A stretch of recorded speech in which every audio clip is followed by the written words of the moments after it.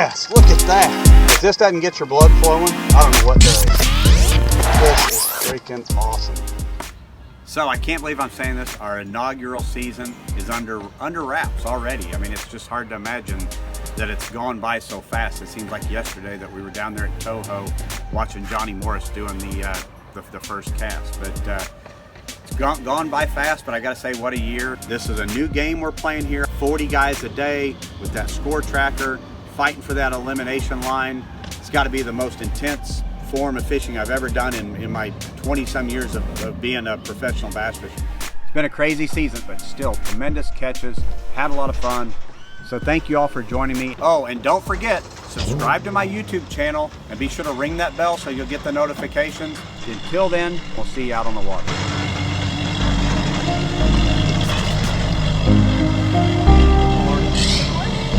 Where's sunny Florida at? I don't know. You know, what an exciting way to kick off the season as far as this whole new circuit for us. Couldn't be more excited. Florida was, it was a tough week. It was really cold down here, unseasonably cold temperatures, got a lot of rain. Over the years, I've learned about Florida is typically the key is you find an area that's got some fish in it, and then you just go fish it and make the most of it.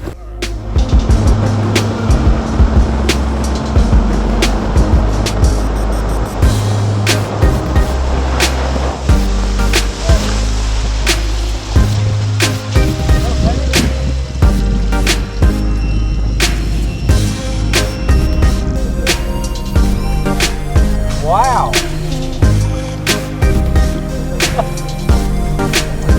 It didn't hit anything. It just freaking spun out. Needed a wake up. It was a huge washout. I think we had over 2 inches of rain, but you know, I still felt like I could get out there and get some bites. My first MLF Bass Pro Tour bass right there, 114. I knew it would be tough fishing, but had I think 11 bites that day, and 10 of them were on a bladed jig. And I got 5 of those bites in about a 200-yard stretch, so I was really thought that I'd found something special there. Number 3, 211. Pretty fish. Had that fish bite about 4 or 5 times before I finally got a hook in him. Oh! How about that for a scoreable bass? See that?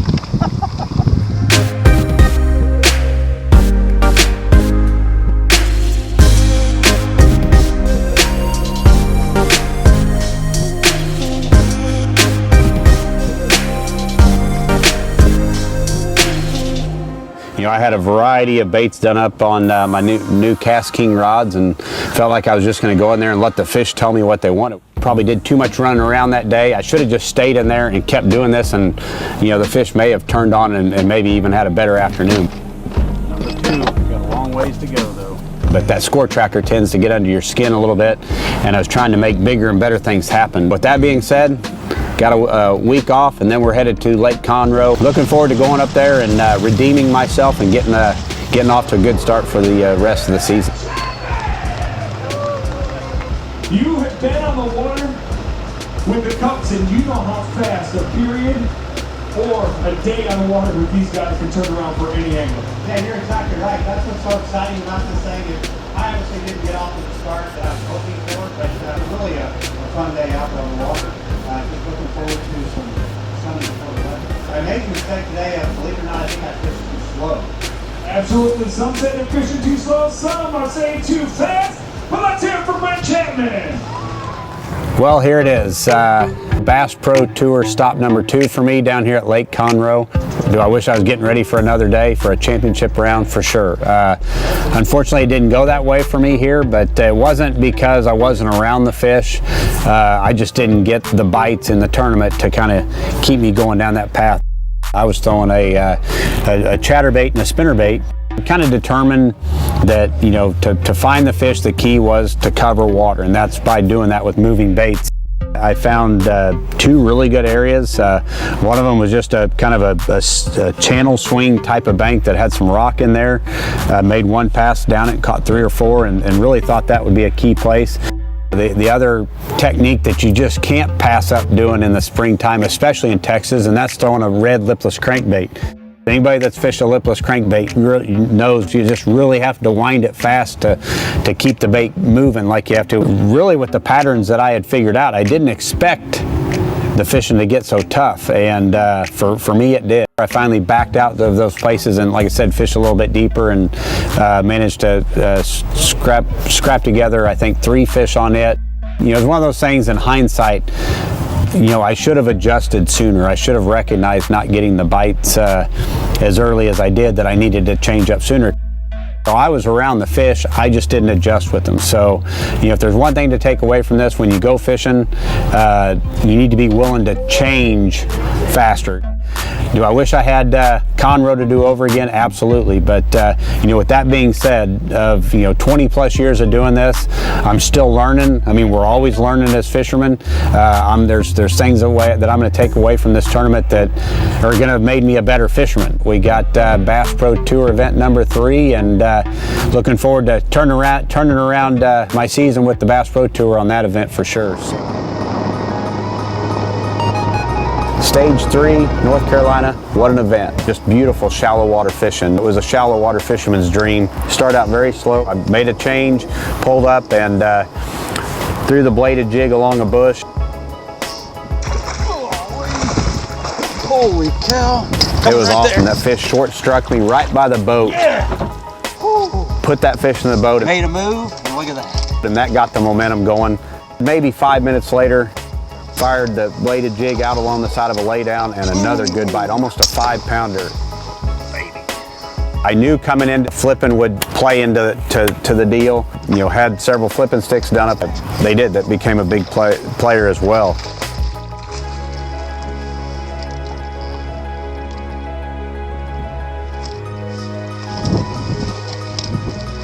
I got to stop swinging these fish in the boat. Swing them in, and I catch them, but then they shake and they slide through, and I get a little penalty for the fish touching the floor.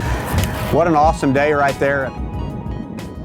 Going into the second round, Falls Lake didn't start out like I'd hoped. I think it was the cold mornings we were having. The fish just took a little while to go, and the water had dropped. Tied on an old school wiggle wart, working that bait down through there, and I just felt that fish come up and inhale it, and fought that fish around, got it up there beside the boat.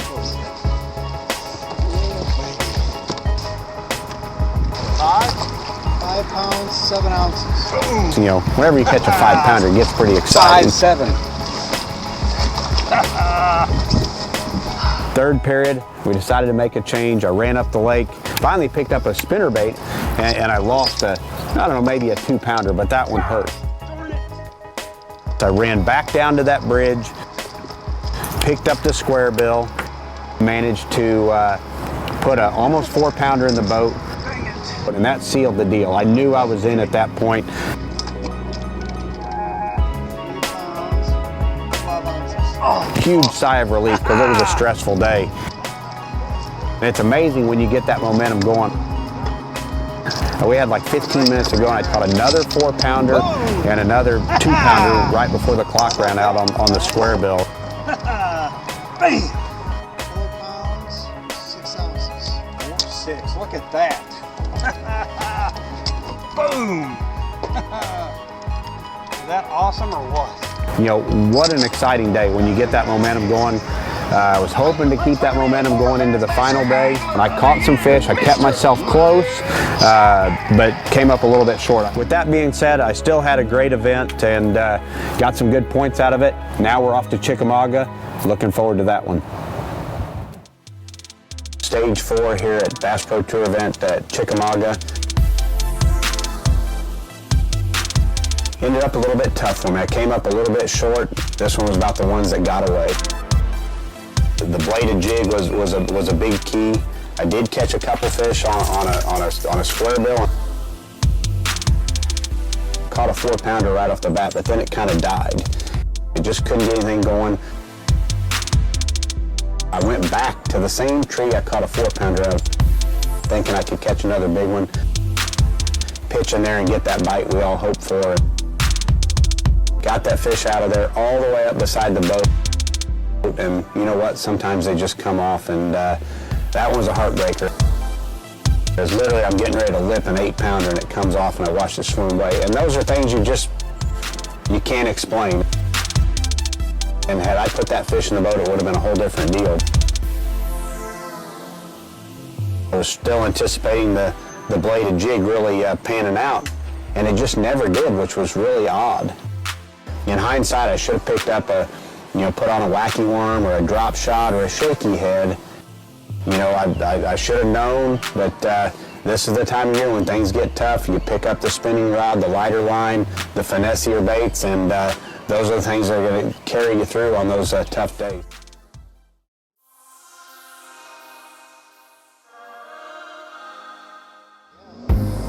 Well, here it is, Bass Pro Tour event number 5, and my best one yet so far. What an amazing event. Every day I had to change. These fish are changing. They're post-spawn fish, and there's a lot of shad spawn going on, so they're feeding up on the shad early in the morning. But they're changing. The water's warming up, and gotta say, I couldn't be more excited. Fish my style, the way I like to fish. Had a few bites flipping, some bites on top water. Gosh. It's running violation.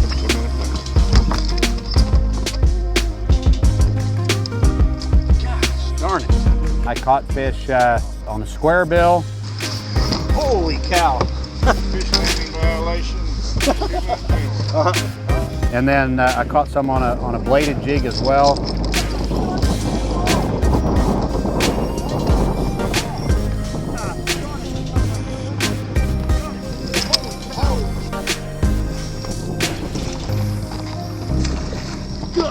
No, son of a... Some bites on top water, and it was a deal that gave me the confidence to just commit to up here and go fishing. And then I caught some on a bladed jig as well. I like a bladed jig. I like to fish it a little bit slower. You hook them up with that, and you're going to put them in the boat. Mixed it up with medium diving crankbait, a Weston lures. This is a baby bite. Oh, I got two.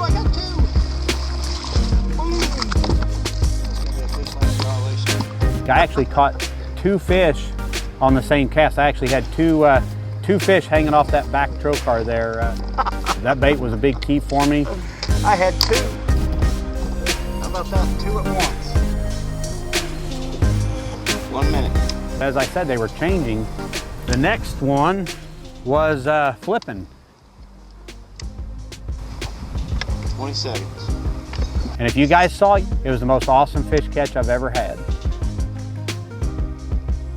10, 9, 8, 7, 6, 5, 4, 3. Oh, God. Bam!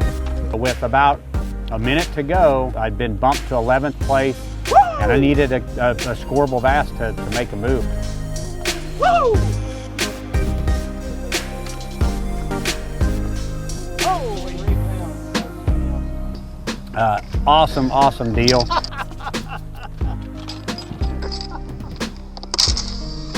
Oh, how about that? That's like saving the best for last right there. A 313 literally in the boat. That was good, right? Yes. Woo!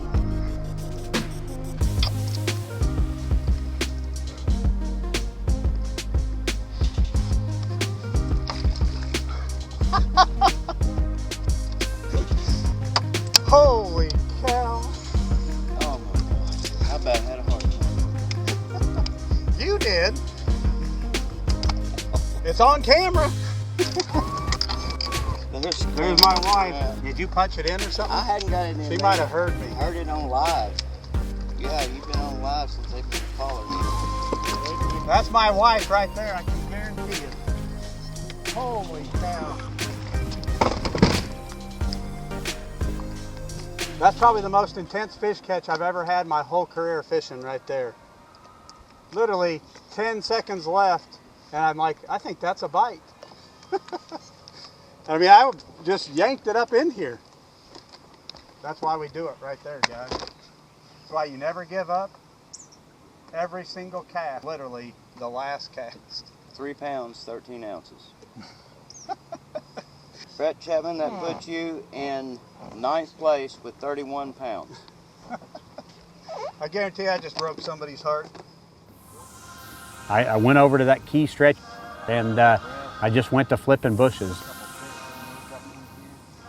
Score tracker update. Dean Rojas caught a 1 pound 10 ounce bass, which now places him 14 pounds 10 ounces ahead of you.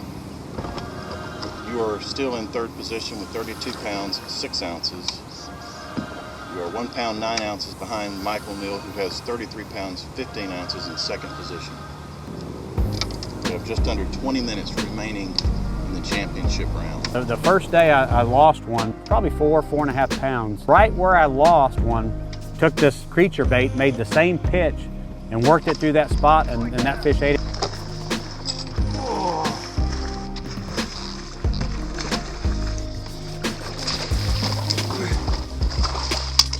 Do it. Yeah! I bet that's the fish I lost the other day. Ready? 3 pounds 14 ounces. Look at that. Boom! How about that for last minute? And that fish moved me from being in 3rd or 4th all the way to 2nd. Boom! You currently have a 2 pound 5 ounce lead over Michael Neal, who is now in 3rd position. You are behind Dean Rojas, our leader, by 10 pounds 12 ounces. 15 minutes. 10 minutes. The icing on the cake was about 5 minutes. 10 minutes later. We had 5 minutes to go. I pitched into a willow tree. My line takes off, set the hook. Biggest fish of the day. Good way to cap it off.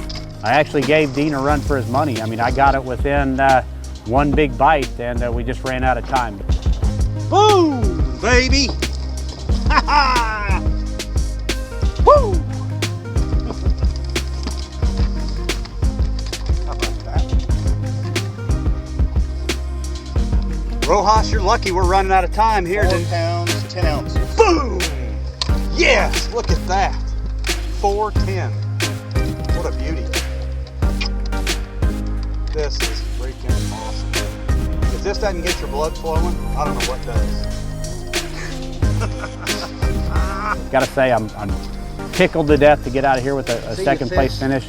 Looking forward to the next 2 events. Holy cow. Can't wait to see what happens there. Stage 6, Table Rock Lake. What an awesome fishery. The momentum I had going into this event was almost as good as it could get.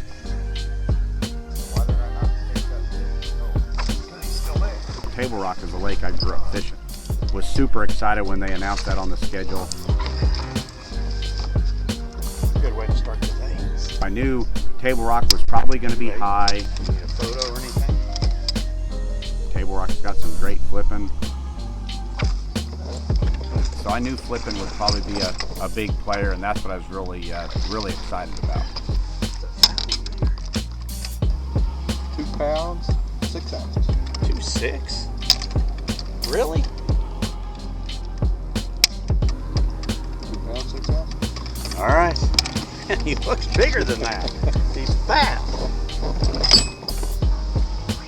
Caught him way better than I had even anticipated. Like just every 2-pounder, everybody just 2 points at a time, 2 points at a time, and comparable to an NBA basketball game. Seemed like 10 minutes was the average. 2 pounds every 10 minutes, and I had to keep that up through the event. I like it when you have a gut feeling that pays off. 2 pounds 2 ounces. 2. Getting back in there. I knew the conditions were changing. I'm watching the water level, knowing that it's dropping. And I knew I needed to gamble a little bit because the weights these guys were catching were just huge. I knew it was going to take a lot of weight to make it to the championship round. 2 pounds 12 ounces. 12. Good way to cap off the lake. And at that point, I'd made up my mind. I kind of had to swing for the fences. I ran right back down to where I did all my damage the first day. Put the wacky worm in my hand, try to dig myself out of a hole. That third period was a lot of fun for me. I really got dialed in on the wacky worm. If I could skip a wacky worm up there and work it, I could cover water. I was really getting to where I was catching fish very consistently. I dug myself out of the hole and got pretty close. While I didn't make the championship round, I was still happy with how I ended the event because I learned a lot. Got to keep that momentum going from Smith Lake. Had a great event at event number 6, and who knows, maybe we can keep it going for 7 and 8 as well. It's been a crazy season so far out here on the Major League Fishing Bass Pro Tour. Number 7 was one of those for sure. We were scheduled to go to Grand Lake, and they had unprecedented flooding. They decided to take us right back to Table Rock Lake for event number 7. Couldn't have been happier with that. Look at the water with them. Holy cow, there's a bunch of fish with them. But I knew that it would be completely different. Yes, on the board. This one, they changed it up some. That was their curveball for us, was instead of starting early in the morning, we were going to start at noon and fish till 8 p.m. The other part was we were fishing on the weekend. It was going to be a long, rough boat ride. It's summer, it's a Saturday. Lake was going to be crowded. A lot of other tournaments had been rescheduled or changed to that lake as well. I knew it was going to take a lot of weight to do well. I'd made up my mind I was going to stay close. It started out really well for me, fishing at noon or 12:30 to start the day on a Saturday. It was pretty crowded, but got out there, figured out that they were biting a jerkbait right off the bat. Good. Gosh darn it. That should be a 1-minute fish landing violation, not a 2. I understand. Trying to keep them getting thrown out of the lake. 2-8. 2-8. I think I was in the top 5 for quite a while. Dang it. Hate getting penalties. I guess I'd rather do that than lose them, but I was holding my own, catching fish, and then we had a break. And when you thought the fishing would get better, it got tough. oh, gosh darn, get in the boat. I went from being in the top 5 to falling all the way to like 35th place in the standings.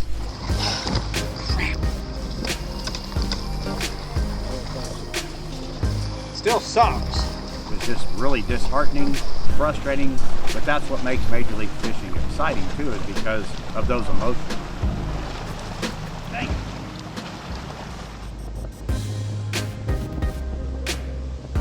The start of the third period, I ran back to a point where I'd caught them the first round, and I look out there, and the sight we all love to see, they were schooling on the surface. I picked up a little swim bait and proceeded to catch them every cast for like 10 or 15 minutes. I think I caught about a dozen fish. Went from 35th place right back up into the top 15 or top 10. I thought with that momentum, an hour to go, I was going to be right back up there where I needed to be. And I think I ended the day right around the cut line. Considering the roller coaster of a day it was, I was perfectly content with being right there on the cut line. The catches were crazy. I mean, it was record catches. I mean, 100+ pounds. I mean, numerous guys catching 100+ pounds in 2 days.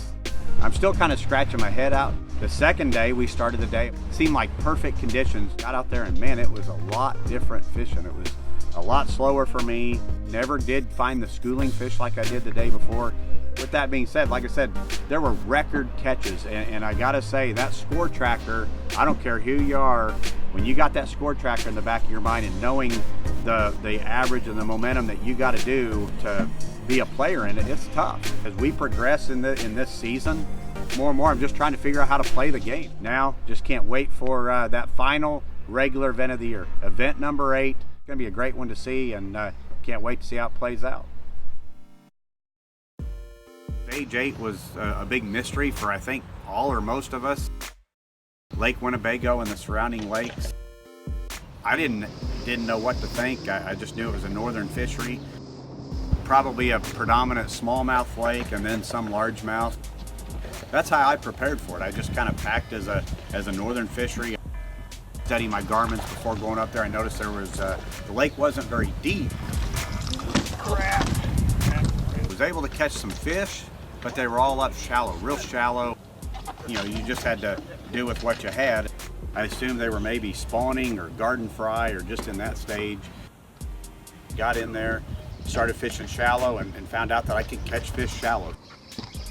Caught 3 fish fairly quick and then it just died. Score tracker's already starting to get going. I'm like, all right, well, I got to do something different here now.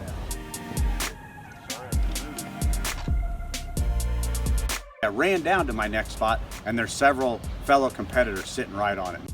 And I had one stretch, probably a 200 or 300 yard stretch of riprap and some overhanging trees. And I'm going down through there throwing a bladed jig, and man, the light turned on. Skipping that bladed jig up under those trees, and about every other tree I started catching a fish. And I went from, I think, like 35th place in the standings to top 10 in a matter of like 20 minutes. I caught, I think, 15 pounds in like 15 minutes. It's amazing how quickly you can go from a zero to a hero in just a matter of minutes. And it just reminds you why you don't give up in those things. And I was really excited for the next round of it to be able to build off of that. I was really looking forward to day 2. Ran down, and believe it or not, the conditions were completely different. The second day I was catching some stragglers. A lot of the fish had holes in their mouths, so we were catching kind of fish that had already been caught earlier in competition. The fish had just been so beat up that I just kind of ran out of fish.